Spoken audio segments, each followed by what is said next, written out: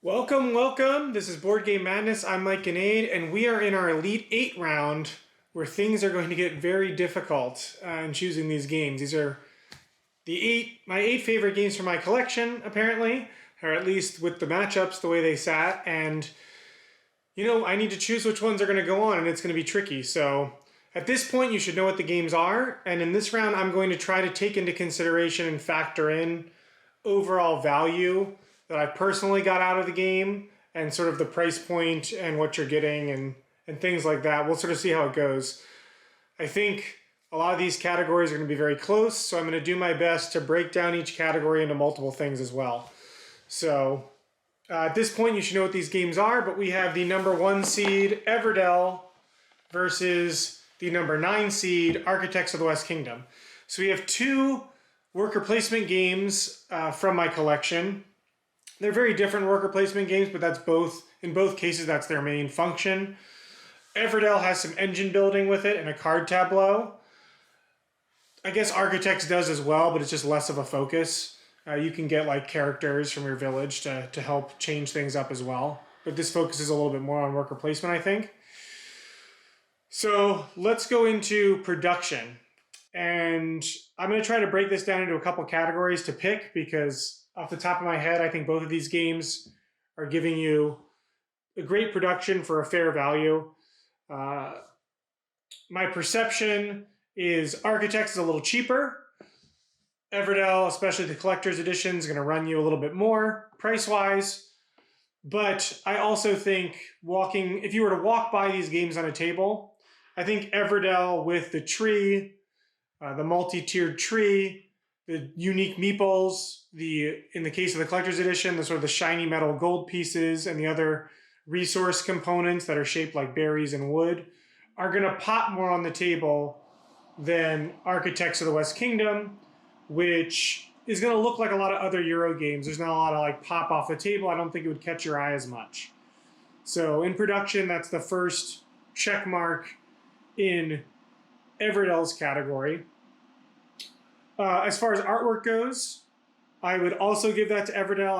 I prefer the artwork and the art style of I think it's Andrew Bosley who did the artwork in this. I like his art in this game. I think it's exceptional. I like the art of Architects of the West Kingdom. It just doesn't, it's not the same for me. I think this is a little higher quality. So that's another tick in Everdell's box, I guess. As far as like what you get for your dollar, I think you're getting more for your dollar with Architects. Architects has 100 workers in it, clay, wood, stone, gold, marble, silver components, which are all wood and nice. You get all the player mats, 161 cards, 6 player boards. And over here, you get about the same number of cards, 24 wooden critters, so less workers total, 30 berries, twigs, resin, pebbles. All of those resources you're getting less of. There's some event tiles, tokens, other little things. But, this game costs 10, 20 bucks more than Architects. And I'm really impressed with what you get in the box with Architects. I think for what you're paying and what's in the box, you're getting a lot more. As far as graphic design goes, again, I would give Everdell a slight advantage. I think the graphic design and the cards and the rules are easier to digest than the graphic design of Architects. Architects, you need more of like a reference card. So I think sort of based on these categories, it seems like for the first round, we're going to go with Everdell. So I'm going to try to let these categories speak for themselves. It's the highest seed for a reason. So I'm going to give production to Everdell. Game mechanics. This is going to be tough. I mean, I think both of these games play the same player count. This is 1 to 4, this is 1 to 5, so you get another player out of here, so that is a point. Architect definitely is the longer, crunchier game, I would say. This says 40 to 80 minutes. This says 60 to 80 minutes. I think the real answer for this one is this is about 20 minutes per player. So, and this is at least 60 minutes. There's no way you're playing this less than 60 minutes, even with 2 players, it's going to be probably 60 to 120 minutes, 30 minutes a player. So it is slightly longer. It is crunchier. I think it has more direct interaction with players than Everdell does. So if that's more your thing, I mean, for me, that is a pro in Architect's column. I like having interaction between players and driving interaction. And the recall mechanic in this is all about sort of getting your workers captured. Everdell also has a great recall mechanic for your workers. I love that you sort of set up the game, have a first player, and then player order never changes. It keeps the game really smooth. And players choose when to end their season and recall their workers, opening up new spots for the players that go after them. So it's a really dynamic turn order. I really like that. It's very smooth. I think it's a really unique thing.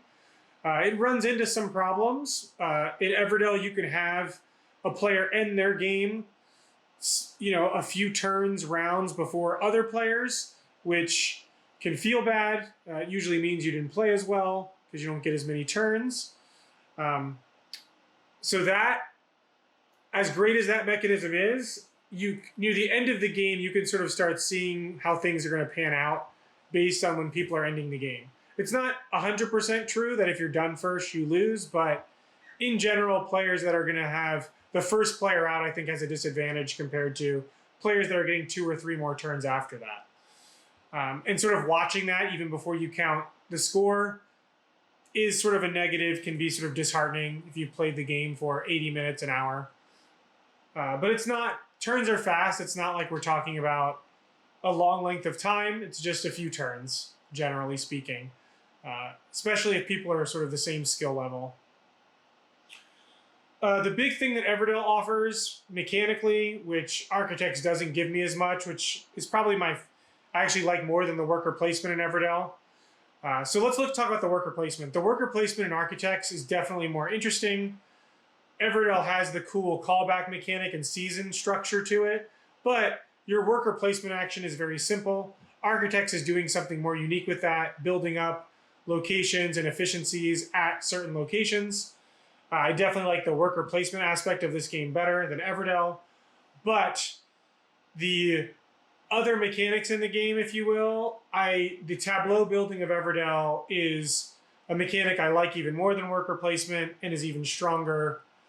So the card play in Everdell, because on your turn you basically place a worker, play a card. The card play in Everdell is stronger, and I like the card building I can do more in this game with my creatures and city that I'm building than I do with Architects, which is building the buildings for points and collecting different characters that give me a slight boost. It is in there. It's just this one sort of does that part stronger. The worker placement's more interesting here. So, I mean, this is really close. I think it really depends on your preference of if you want more interesting worker placement or if you want more interesting like engine building, card play. Card plays Everdell, worker placements Architects. If you want to have more resources and like bits you're managing, I think you're managing a few more resources and doing more of that Euro resource thing in Architects than Everdell. Everdell really only has 4 resources, really, and points. This has several more, and each structure you build costs different things, and there's money involved as well. So I think Architects has more resource management going on as well. So I think where you fall on that scale really is going to set you up for which game you're going to go here. I'm going to call it a tie. I personally lean a little more towards the card play engine building, but I really, really appreciate what Architects does with the worker placement and the interaction it brings. It has a lot more interaction than Everdell, in my opinion, between players, which is important, I think, especially in Euro games where you can be playing a solo experience. At least that's something I really lean away from. So let's push a tie because I don't want one game to come out on top. This one does have a higher seed, and even though I lean a little bit more towards that, I think you can make a strong argument in mechanics for Architects. I think it really comes down to personal preference. So let's move on to theme and how the theme interacts with the game mechanics a little bit. Architects, you've got this 800 AD, 900 AD sort of motif for it. It's early medieval times in this West Kingdom universe. No problem with it. Like the art direction. I think what you're doing in the game, you're literally building and being architects of the kingdom. The buildings you build are the primary point scorers, or the like citadel or temple is another way to score. You're collecting citizens and villagers of the town to help you do what you're doing, and you're sending out your workers to collect things, go to the black market, and potentially get arrested by the police equivalent of what 800 AD medieval times would be serving up. So I think the theme and mechanics do serve one another. I just think that the West Kingdom universe, if you will, this sort of feudal, medieval fantasy world, isn't particularly interesting. I guess it's not that fantasy. I mean, it's pretty, there's no outlandish creatures or anything. Is less interesting to me, I think, than the world that Everdell's built, especially when you look at the expansions of the game, and you've got these regions with snow and ice. You have Far Shore across the shore with, basically essentially a new core game with new mechanics. You have got Spirecrest up in the mountains. You have Belfair with huge asymmetric player powers and more events and things to score. You have the underwater frog ambassador. The world of Everdell is much richer, I think, in theme.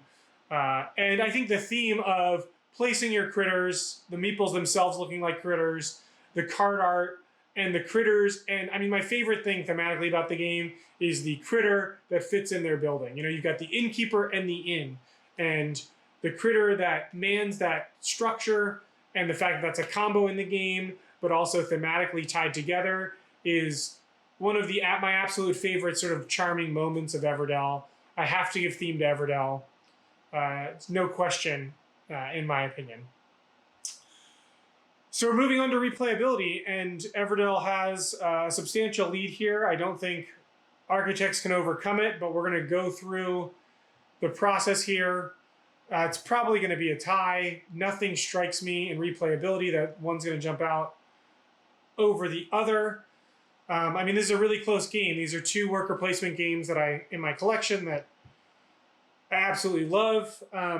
Replayability-wise, Architects does have the boards that flip over, so you can play sort of base game. Everyone has the same abilities, and you can have some slight variable powers in Architects. To get that in Everdell, you need to spend more money and buy more expansions. You need to buy Belfair, which I mentioned a few minutes ago, to add asymmetrical powers to all the different critters.